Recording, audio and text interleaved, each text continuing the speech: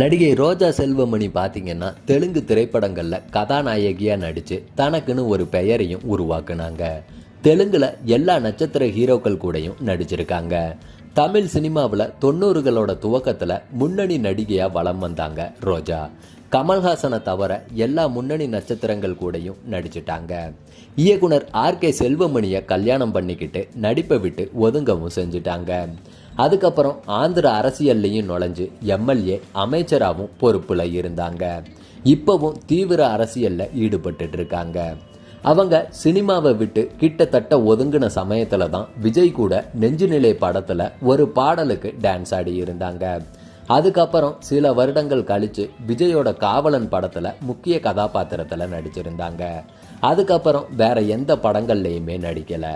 Serial மற்றும் reality ஷோக்களில் மட்டும் அப்பப்போ தலை காட்டிகிட்டு இருந்தாங்க. இந்நிலையில் சமீபத்திய பேட்டி ஒன்றில் இவங்க சினிமாவில் நடிக்காததுக்கு விஜய் கேட்ட அந்த ஒரு கேள்வி தான் காரணம் அப்படின்ற மாதிரி சொல்லி இருக்காங்க.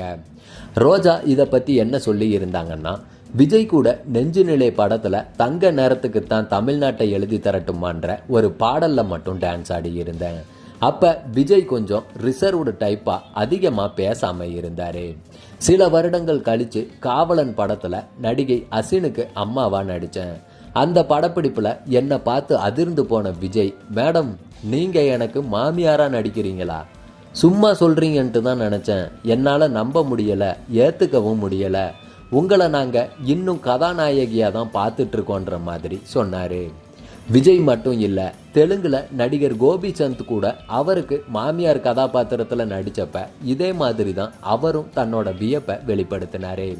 அவங்களோட அந்த வார்த்தையை கேட்டதும் இனி அம்மா மாமியார் கதாபாத்திரங்களில் நடிக்கிறது இல்லைன்ட்டு முடிவு செஞ்சு ஒதுங்கிட்டேன். இப்போ அரசியலில் கொஞ்சம் ஓய்வு நேரம் அதிகமாக இருப்பதால் ரம்யா கிருஷ்ணனுக்கு பாகுபலி கிடைச்சது போல் எனக்கும் மறுபடியும் நல்ல முக்கியத்துவம் வாய்ந்த கதாபாத்திரங்கள் கிடைச்சா நடிக்கிறதுக்கு தயார்ன்ட்டு சொல்லி இருக்காங்க ரோஜா.